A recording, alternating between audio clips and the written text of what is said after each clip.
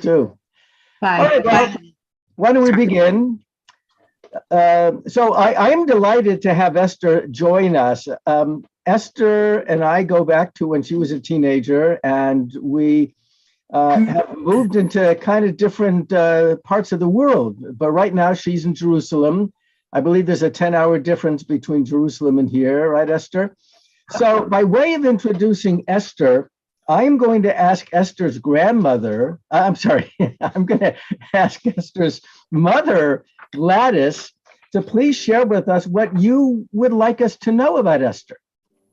Well, I've always been fascinated with how anybody could raise 10 children in a 3-bedroom apartment and not go out of her mind, and how one works about getting a family of 12 around the dinner table. It coordinates, food and sleep and all the carpools. Well, I guess they don't have carpools, but school hours, and it was overwhelming with 4 children in a 5-bedroom house. I don't know how she did it. That's one of the things I've always admired and I've been curious about. Hey, sweetie. Thank you. So we are going to learn a lot more about Esther. Quite frankly, as I think back on this, Esther is the first Kharedi person I've ever talked to. So Esther, I want to make sure that I'm properly defining you. So when I use the word Kharedi, compared to Orthodox, maybe before you let us know in what aspect of the definition you fit in, can you kind of tell us what you understand to be some of the differences between Haredi and Orthodox? Both Haredim and Orthodox are convinced absolutely that there is a God and that he told us how he wants to live, and that in keeping mitzvahs or doing his will. Haredim put more of an emphasis on Torah and are less interested in the more materialistic aspects of life, ideally. So in your life, how has that been expressed, the difference between the two? Well, I live in a building of large families and small apartments. And the children go to schools where the secular subjects are very minimal. My kids went to a slightly more open than average, but many Haredim don't have math past basic fractions. Haredi boys, the girls get a different education, and their general secular learning is much more centered around Torah and Judaism and Israel. And much less exposed to the general world. Thank you. In terms of practice, which is what Gladys your mom had raised, and which I'm particularly fascinated by, is how large families maneuver around their Judaism and their community. And I wonder if you can take us back to when your family was at its largest. Right now, you have 10 children, you have 8 boys and 2 girls, and you've got 17 grandchildren. But before we get to when the grandchildren emerged, go back to when your family was large, you were a bit younger, and you had to move around the city. How did you do that? Wow. Okay, so in Israel at that time, many less people had cars. So everything is much more central. There's a little grocery store across the street. The kids can walk to school.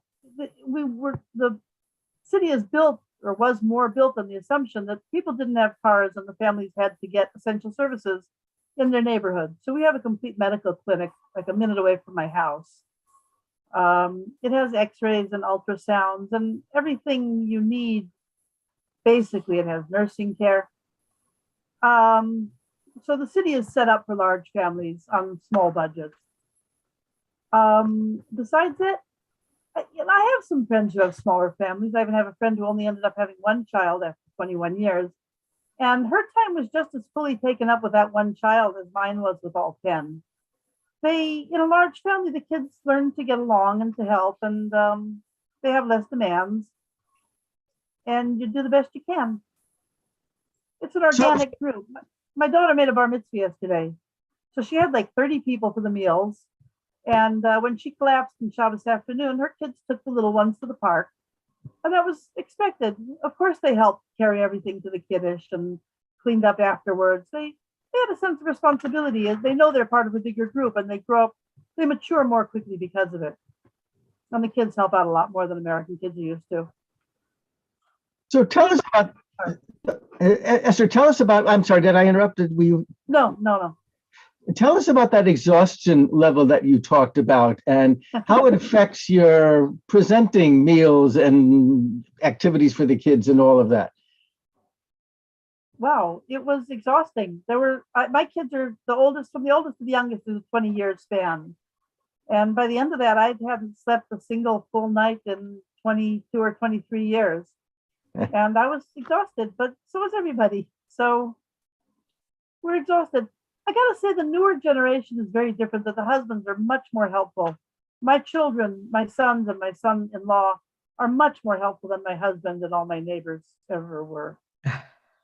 Do you have, yeah. Also, because we live in a building, it's much more, where my mother lives, the houses are very spread apart and you don't know your neighbors very, very well. Whereas if you live in a building and everybody has a whole lot of kids and everybody's hanging out in the lobby and riding bikes and kicking balls all afternoon, you're there much more for each other, which was an enormous help. Whenever you had something special, you had a baby, you had a simcha, you just weren't feeling well, your neighbors would send supper and they would take their kids to play. And if you wanted to daven on Rosh Hashanah, you'd arrange schedules so that you had a turn and somebody else had a turn. It made a big difference being amongst other large families.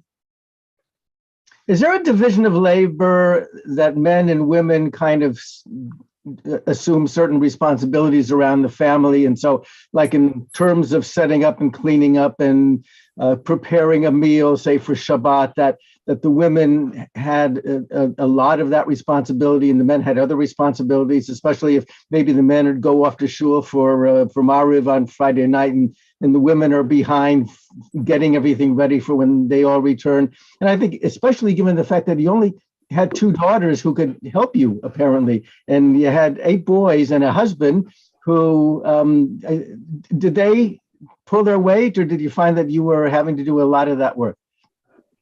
Personally, I made a big mistake. I had a son who's got Asperger's, so he wasn't like tuned in to what needed to be done. And then I had this only daughter. So it didn't seem fair that she should have to do an enormous amount of the work. In retrospect, I should have trained the boys to help more. And I see in my children's families that their children are much, much more in tune in terms of helping. And again, I see in their generation that the men are much more in tune with helping. And also because so many of the women are working, it's a different generation. And my generation, the women mostly stayed home with the kids. Now that all the women are working, I see the responsibilities are very fairly split. A lot of times the men take the kids to Gan. A lot of the men like to do the cooking. I know a lot of my kids just put up a list of a menu of what we're going to make in this Shabbos, and whoever has time goes to the kitchen and makes it. They're both equally competent. They're both equally good with the kids. Esther has one live-at-home son who's competent in the kitchen and helpful. Abraham. Well, there's Abraham, but Tadrush can cook anything, and Yehuda likes to cook, and Yaakov cooks a lot. Our kids, Shmuley cooks. What language do you speak at home? We speak English. In the community? And in the community, what do they speak? In our building, most of the kids speak English. Everybody in our building, the architect is from Chicago and he lived here. And so he chose families that all had a Chicago connection. Everybody in our building speaks English.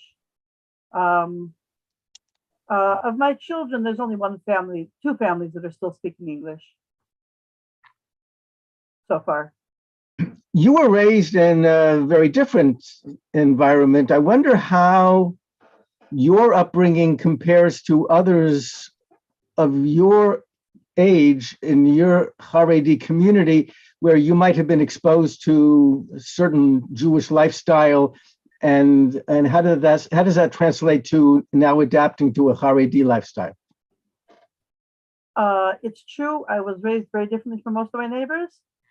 I went off to what you might call a Haredi finishing school for a couple of years. And that did a lot to help me integrate into the Orthodox community, which is what I really wanted. I have other friends who didn't go that route. Some of them live in communities where they taka feel very much on the outskirts. They feel a little out of things, a little disrespected. We also, I married a man who grew up Kharedi, which makes a difference. On the other hand, I've got Baal Tshuva friends who grew up who raised their families in more Baal Tshuva environments. It's a decision people make for themselves, how much they want to integrate and how much they don't. Do you feel that there was in yourself any kind of a conflict between the way you were raised and the life that you then chose to live? Is there any residual, gee, I wish I could have done this or said this or participated more in that? That's a big question, actually.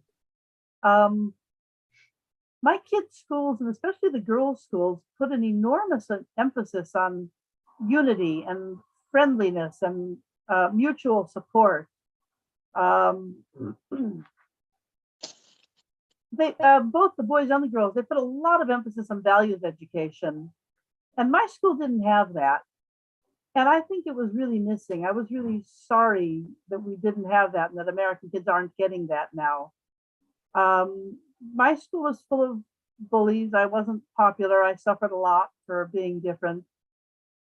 On the other hand, the basic values with which I grew up in the home are basic Jewish values: concern for others and giving and learning Torah and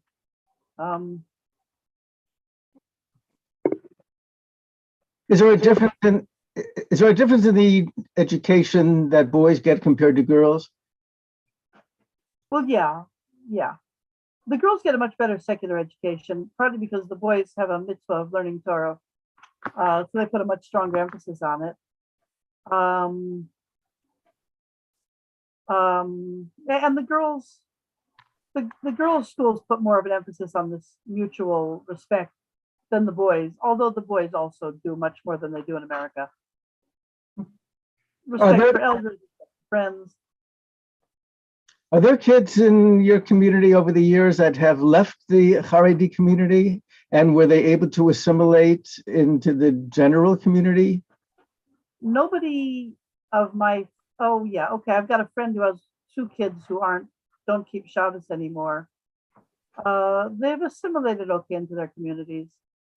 It's not nearly as common here as I guess it is in America. I hear that in America, it's like 10%. So yeah, leave Torah. Although I do hear that a lot of them come back within about 10 years. Here it's much less prevalent.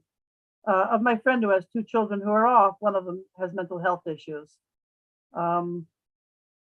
Really, I don't know very many kids here who stopped keeping Shabbos.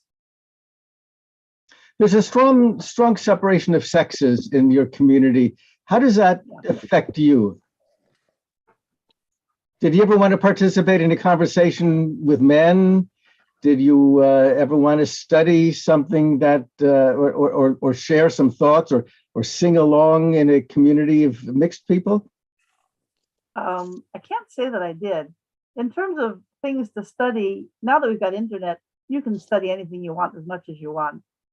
And I also, I spent many years getting an advanced Jewish education. So I got, and I have the textual skills to study anything I want on myself. I'm not missing anything in those terms. And when I do come across a subject that's out of my depth, I have my husband and sons who, are well-versed and can help me. Have I ever minded not being able to take place with the men? No, really not. We have very full lives, even though they are a little different. I guess it might be different if you were single, but if you have a husband and children and a place in the community, and you have to make a point, it's not a problem. Have I ever wanted to and not been able to? No. We have a neighbor, we have a shul in our lobby, and we have one female neighbor who doesn't like it because when she goes in and out, she has to walk through all the men davening. It bothers her. So her husband spoke for her in that case. If she'd been a single woman, what should you have done? She would have gone to a neighbor and talked to him privately instead of standing up in show and making an announcement. I don't find it. There may occasionally you need to do a workaround, but not very often. It's not very hard. So if you're sitting around, say, a Shabbat dinner table and there are men and women there, which first I'm assuming there are men and women sitting around the Shabbat dinner table. Yeah, yeah. Do you ever feel like, well, I can't say that, that's not a woman's place? No, can't say that. So you feel very comfortable expressing yourself, even in mixed company? Yeah, completely. I don't even know anybody who doesn't. Do you ever socialize in mixed company, or is everything, what is social life like in the Haredi community? I don't know what it's like in America. You know, in Israel, we don't have Sunday off. There's very little socializing, even in the same sex. Obviously, my husband's friends are in his minyan and in his yeshiva. Women's friends, you know, tend to be around work and neighbors, I guess, just like everybody all over the world. There is not a lot of time to socialize. There's very little time for barbecues, and people have large families. There's no going out to the theater. There's not very much going to museums. There's just not very much time for that. That's Israeli society is very different that way. Well, you certainly have a very large family. You've got 17 grandchildren. How do the cousins get along or get together? That's very nice. We were very lucky because this summer, absolutely, all my married kids went to my mother, which was great, and the kids got to know each other. But other than that, we're also lucky with this. We have a guest room, and we have a mother-in-law next door with a guest room. So I can have 2, even maybe 3 married kids over at a time. So on Shabbat, when everybody's here for 26, 27 hours, the kids get to know each other, the cousins. And also my married kids will go to other married kids. And even my unmarried kids will go to my married kids. They get to know each other pretty well. And we had a bar mitzvah, so everybody was together at once. That's By the most of way, the socializing is. Yesterday was the bar mitzvah of Esther's oldest grandson. Oh, Mazel Tov! Wow. Thank you. So Esther, with so many Jewish and non-Jewish life cycle events, how does a family divide up so that all of them get attended to? You may have a Pidyon Ben the same morning you have a bris that this is a bar mitzvah, and then how do you end up getting to all of them? Sometimes that happens. You do your best. You make do. You make do. There was a very interesting article in the Hadassah magazine. I don't know how many of you get this, but it was all about 50 years of women in the Rabbinate. And it talked about an Orthodox woman who studied to become a rabbi in Efrat. And the one of the regrets that she said in the article was interesting. She said that it saddens me that women are not counted in the minyan, but I bend my wishes to halacha. Is there anything that saddens you right now about Haredi life and your role in it and stuff that you wish maybe you could do? Order in takeout for Shabbos. Other than that, I can't say I do. One of the tenets of Kharedi life is that God did tell us how he wants us to live our lives. And it sinks in over time that this is what he wants you to be doing at this moment. And there's lots and lots of amazing role models among people I know well, people who've had very tough situations. And they really, you see that they work, you can grow yourself to understand that this is what God wants of me right now. I've got a friend whose husband was murdered in a terror attack, and I've got, friends with children with horrible needs, and I know somebody whose 38-year-old husband just had a stroke. No life no life lacks challenges, but when you work on yourself to understand that this is what God wants of me right now, it's hard to take it badly. I may not, it's a pain when your kid throws up and you've got to change 3 sets of sheets, but that's what you're supposed to be doing at that moment. So you'd rather be doing other things, but it's okay. It's not terrible. Thank you, Esther. I've had a chance to ask a lot of questions, but I'm sure that there are people who are viewing who also have some curiosity they'd like to express. And so if you would like to ask Esther a question, please make sure you express it respectfully and articulately so that she can hear. She's pretty far away. Phyllis. How do you envision your retirement years?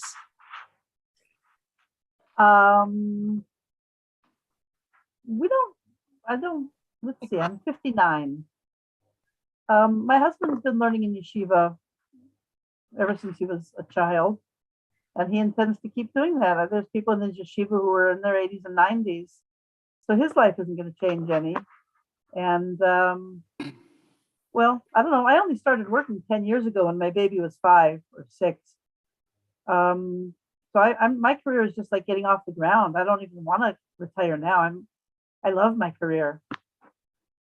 Very fortunate that way. There isn't, most of the people who retire here, the men sit and study, and most of the women are quite busy with their families and grandchildren, as busy as they want to be. Thank you. Thank you. Stan Schroeder. Yes, Esther, Gladys sent this brief bio, and one of the things she said is that you played the alto sax in a women's orchestra, and it touched me, of course, because I played the alto sax in the UCLA band, but in a much different environment. Our first question is, how did you become attracted to the alto sax, and what did it mean to you to be able to do it? Well, I started playing, my mother made us all take music lessons when we were 10. Oh, well, it started a lot earlier than that. Oh, so I just kept it up for a long time. I think everybody in the orchestra did, a lot of Russians. So you had started playing earlier when you were a teenager, right? Yeah. Oh, okay. The second question I had was, to me, the two basic most change in lifestyle is one, the arranged marriage concept of very little contact between younger men and younger boys and girls outside their family, and how that affects the whole culture. And the second is, maybe based on that, the separation of the culture that you've chosen from the rest of the Israeli culture, and how that affects you or those that you know that are not part of the culture. Okay. I guess first things first. The arranged marriages. So the Hasidim actually have a concept. They just meet for like 15 minutes or a half an hour, which means that really the parents are choosing the spouse. I don't know how they do that, honestly. I would never have the confidence to choose my child's marriage partner. We went out, in my circles, you go out 7 times or 9 times for 3-4 hours at a time. So you kind of know the person. There's a few things about this. One is that I look around and I see my nephews, say, get in a relationship and spend endless hours with a girl that they're attracted to, and they go on camping trips and many, and they meet each other's families, and then they break up after they get to know each other better. I think that must be emotionally excruciating. Not only during the breakup, but even the whole time that they're together, not having the confidence that this is a marriage and we're going to make this work. Another point is that the Talmud says that 40 days before a fetus is conceived, God announces that this man is going to marry this woman and this is a match. So I feel in the Orthodox world, the divorce word isn't always hanging in the background as an option. It is an option, but you go into marriage saying, as much as I know this person, we can make this work. I know him well enough to know that I can make this work, which is basically true. You spend enough time to know with him, and your parents have checked out enough to know that you could make this work. And then you go into marriage prepared to do the work that it takes to make a marriage last. And there's a confidence that comes of not worrying that things are going to fall apart. There's a confidence that comes from knowing that he's not going to be attracted to the neighbor because he's not going to socialize with her. I think whatever drawbacks you may or may not have from a very short courtship are more than made up for in the stability of the marriages. Thank you. Your other question was integrating with Israeli society. So I live in Jerusalem where at least 60% of the population is Kharedi, and almost everybody keeps Shabbos. So there's not very much trouble integrating here.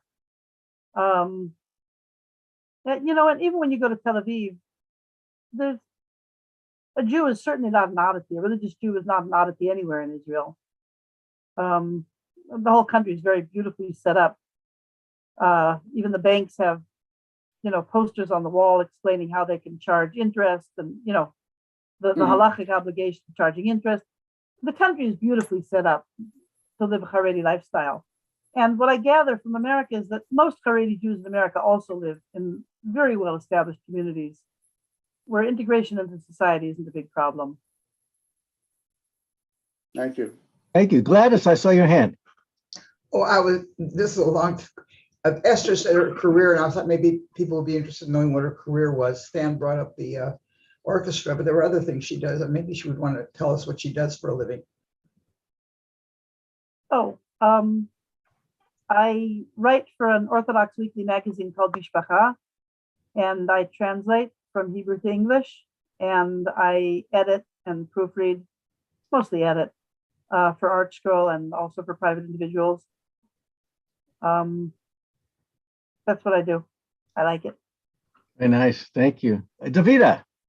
Well, first of all, I just want to say it's such to see Esther, because I don't know if she even remembers me, but we went to school together, and Hebrew school and Sunday school, and to see always her family in the front row with all of them there is such a mahaya. And so to see you, it is just such a lovely thing. And all of your children and grandchildren, I mean, it's just amazing. And I just respect you so much, so much. And the thing is that what you were saying, it's not because I'm not Orthodox, but what you were saying, God always laughs at people who make plans, because like you were saying, God has a plan for you and he knows what you're supposed to do.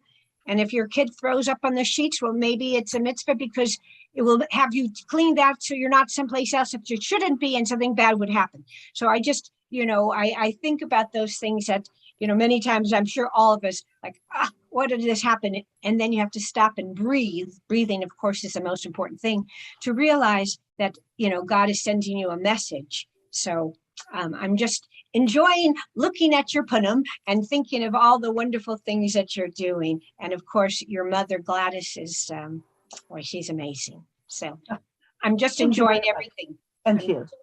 Thank you. Thank you, Davida. Thank you. Bonnie. Esther, we met you 45 years ago. And so you were, I guess, about 14.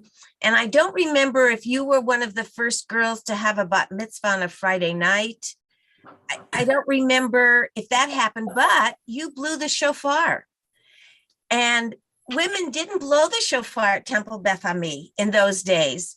And I always think of you as, well, doing what you feel you can do. And so when I don't know if I have a question other than I see you tackling your life now and as it's been going on with dignity and with conviction and with what you know is right for you and your family and your heart. And I think you did that a long time ago.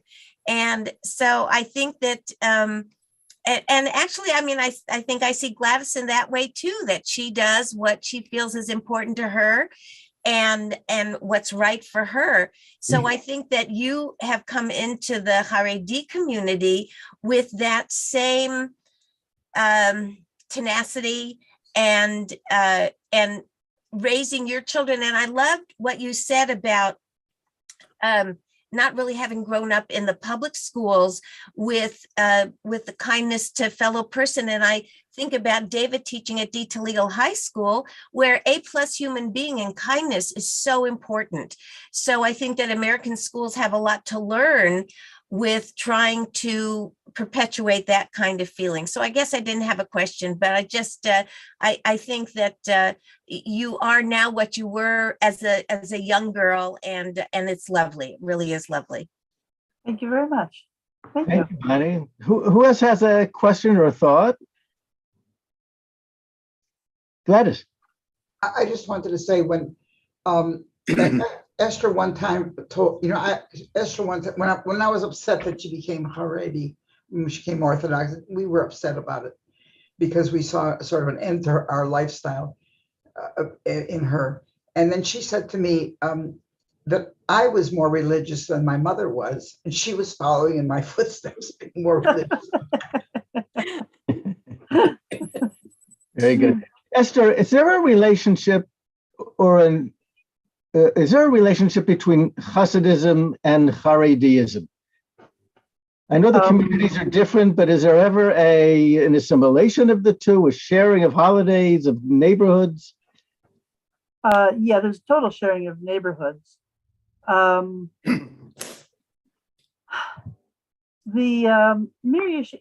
well, in the time of the Baal Shem Tov and the Vilna Gaon, obviously there was an enormous split between Kharedim and Hasidim, but over time they've really grown together in that everybody learns everybody else's big rabbis. Obviously you go to where you're more drawn.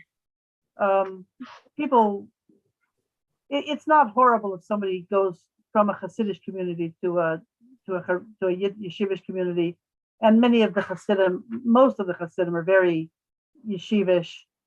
There's not a huge amount of difference anymore between the two. I understood there was an intermarriage conflict from time to time. Haredi marrying a Hasid. I remember your nursery school teacher one time was a problem. Oh yeah. Nursery school. Yeah, I remember her. Listen, many families, myself, well, okay. Children have to find their own way. Children have to make their own statement. Not every child can say, this is what my father did, and I'm going to go forward in his path. Many people have to say, that was him, and I'm differentiating myself. So I have kids who did that and kids who did that. Me, it doesn't bother at all because, I took where my parents were and I moved in a separate direction also. My husband, who went exactly in the path of his father, it does bother. So we have kids who are have lives exactly like ours. We have kids who do it differently. And it does bother my husband. Some people are bothered by it and some people aren't. I'll call you in a second. I just wanted to ask this one question before I forget. Esther, I was going to ask you if you ever saw the series Shtisel, but I would imagine I've heard about it. You don't watch TV, but yes. I don't watch TV, but my dentist does, and he's told me all about it. So I wonder how much of the news of the world gets to you, in the sense that you find out about something that has already passed and you think, oh my God, I knew nothing about this. Did that really happen? Does that happen very much? Okay, so I have internet. So every morning, first thing in the morning, I check the Wall Street Journal and Arutz Sheva and Yeshiva World News. All right. My kids who don't have internet, there's a phone line and they phone it every morning and they get the news headlines. There are Orthodox newspapers that are delivered free to the door once a week. There's newspapers you can buy, Orthodox newspapers. Everybody finds out as much news as they want to. Good, thank you, Lou. Yeah, hi, very interesting. Great, this is really wonderful. What if for a lot of us, and myself especially, can you maybe explain to us the difference between the Hasidic and the Haredi communities and maybe even some of the thinking so we can differentiate the two? Okay, so way back when it started, about 250 years ago, there was the Baal Shem Tov who said that Judaism is becoming too strictured and too in the box, and people need and too cold. And people need something that speaks to their hearts. We need more singing, and we also need more exposure to the esoteric concepts of Judaism, like Kabbalah. Not everybody's got a Gemara head that they can find real fulfillment in working out the details of a legal argument. Some people need something more emotional, or something that speaks to the emotions. Some people needed something different. So he started a movement of people who gave Judaism over to people who are feeling excluded from the very much colder and more rational form of Judaism, which had been the standard until then. And that, of course, developed. But over time, what we began to see was yeshivish, Kharedi, non-Hasidic, were reading what the Hasidic rabbis were writing, and the rabbis were speaking over things that they'd heard from the non-Hasidic. Such that today, well, I teach a school. I teach essay writing to college, to undergrads in an Orthodox Jewish girls' school here. When they write their papers, they will cite just as readily from regular, from Hasidic rabbis and from yeshivish Haredi rabbis. It's become a total mix. My Rebbe's Rebbe was Rabbi Eliyahu Eliezer Dessler, and his books are full of references to Hasidic thought, which is more esoteric and more Kabbalistic. And the Hasidim, who originally started off looking for a warmer form of Judaism that was less dependent on learning, because not everybody, life was very hard in Europe then, not everybody had the time or the head to become educated. They're putting more and more emphasis on learning Torah. They've also come. It's not much difference anymore. 100 years ago, if you were in one yeshiva, yeshivish or Hasidish, you would be expected to dress just like everybody else in the yeshiva. That's not the case any longer. My husband learns in the Mir Yeshiva, which is, I think, the world's biggest yeshiva, and they have rooms where the Hasidim learn and rooms where the yeshivish learn. There's really no difference anymore. Very little difference. Thank you. Well, the dress that your husband Gabriel was from Australia, and so both of you came from communities outside of Israel and ended up in Jerusalem. Stan Schroeder. Yes, I got introduced to some people at Aisha Torah, and I was wondering how, and I've been to Israel many, many times and often go to Aish.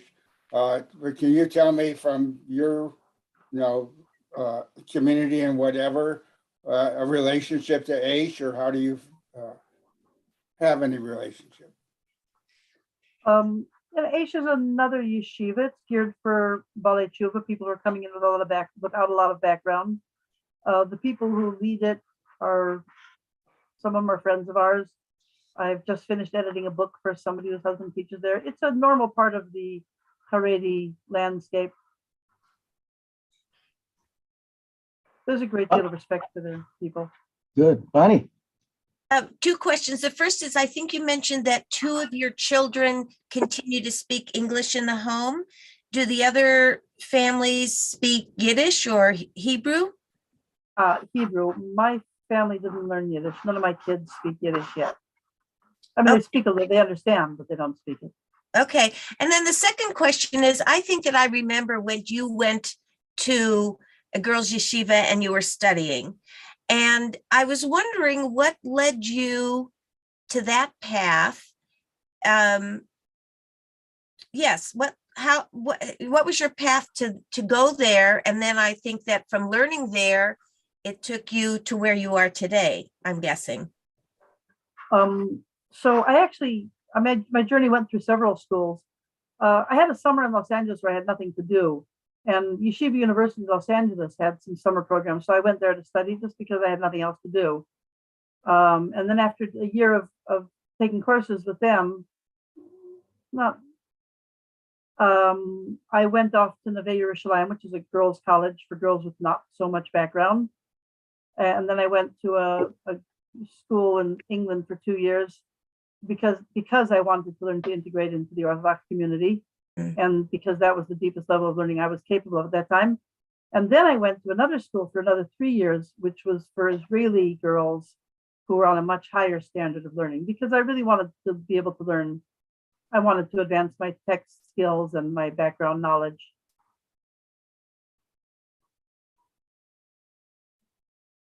And so that led you to wanting to live that kind of a life. Well, I already wanted to live that kind of life. And that's why I went to those schools. Thank you. Phyllis. How did you meet your husband, who was from Australia, and you were from California? We were both here in Jerusalem, and my Rebbe sent one of his students to find me somebody to marry. And it worked. Seemed to have worked. It worked very well. One of the many success stories. Any last questions before we let Esther go to bed? Gladys. I noticed that when you married Gavi, there was some resistance on his family's part because you were about tshuva. They weren't quite sure about it. They weren't even sure I was Jewish at all. And I was wondering, I realize that has disappeared, but is that attitude still there for Baal Tshuva?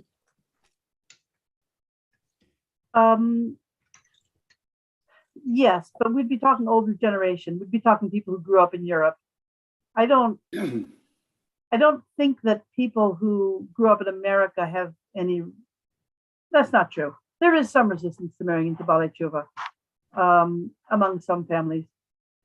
When they started Neve Yerushalayim, which is a college where Jewish women go when they're interested in becoming more religious, or at least checking it out, America's biggest person, Rav Moshe Feinstein, says, keep it very quiet, he says, because people are going to be shocked at how many people in their community are Baalei Tshuva.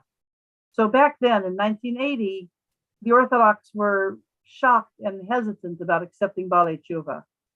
But in the 40 years since then, that's gone way down. They estimate that about 30% of any Orthodox community in America now is Baalei Tshuva. Thank you. Any other, Davida? And then Judy. I just want to ask, because I didn't realize that Esther blew the shofar. I guess I'm lucky she's not here. She'd be my major competition. But my question is, because when my Hasidic friends know that I blow the shofar, they go, women don't blow the shofar. So my question to you, you don't blow the shofar anymore. Do you think it's not right to have a woman blow the shofar? There are halachic reasons that a man should be blowing the shofar. Yeah. I realize sometimes it's difficult when we have a skill not to be able to use it or to show it off. But, there's a lot of trade-offs in life. I remember my mother still telling me that when the church is always filled up with women and then the men leave, that there are sometimes trade-offs to letting everybody do everything they're capable of. Sometimes it's right for a person to take a back seat in a marriage or in a community. And it's something that a person does willingly and has, is a worthwhile trade-off, sacrifice, whatever. Judy. Hi, Esther. I was a friend of your brother Elliot of blessed memory, so it's nice to meet you. I have a question about everything you described is completely family oriented, which of course most religious communities focus on, and most people are married and have children and grandchildren. But I'm just curious, surely there's a tiny slice of the population that doesn't marry, does get divorced, is widowed, young, maybe even without children. How do those people fit into that community? It seems like it would be impossible. It's very difficult and very painful. And there are a lot of organizations growing to help address their needs. Single women who get together on a regular basis, and widowed and divorced parents. It's very difficult. And there is a mitzvah not only to get married, but to be married, so that even somebody who's widowed is looking to get married again. It's true, life is built around the family. It's difficult and painful. Sure. Thank you. Fascinating question, Judy. Bonnie. Yeah, Esther, you know, when you were talking about the fact that the sons seem to have a more active role in cooking, in taking care of the children, than you brought them up in that way as they've gotten married. And I have to tell you, it works the same here.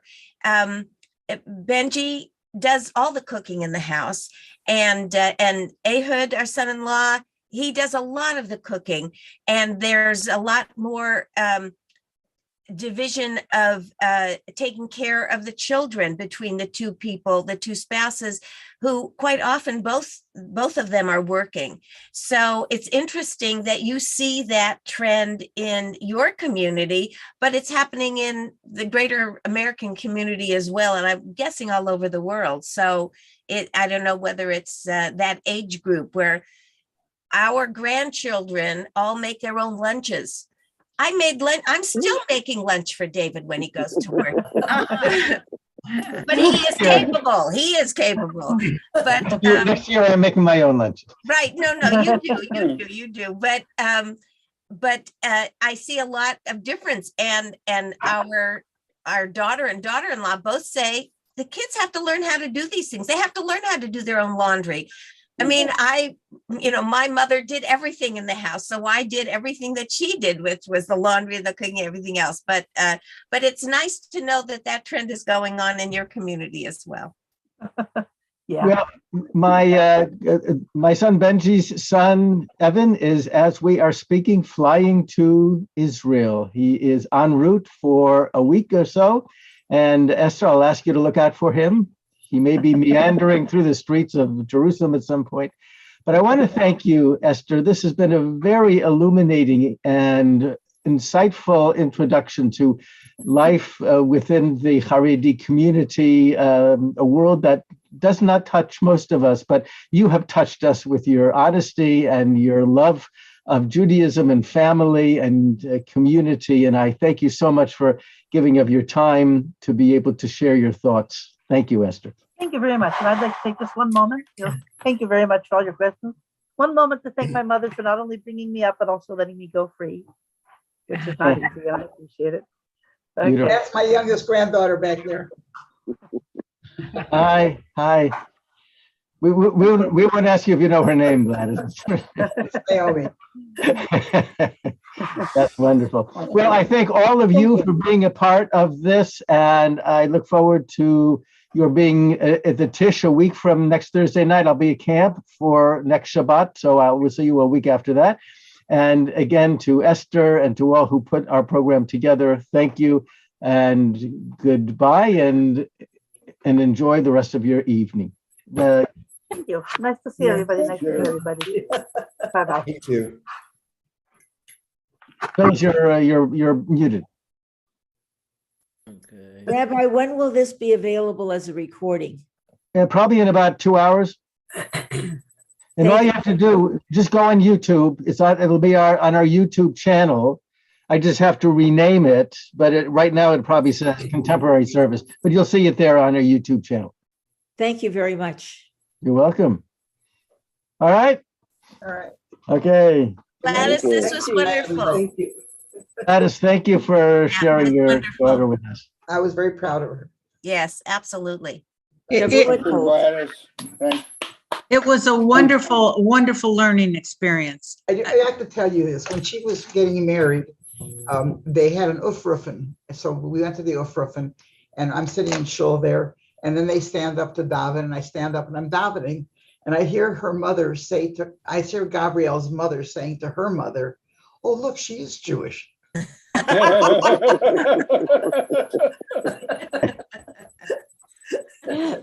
So all it takes is a few shekels and they see the Judaism.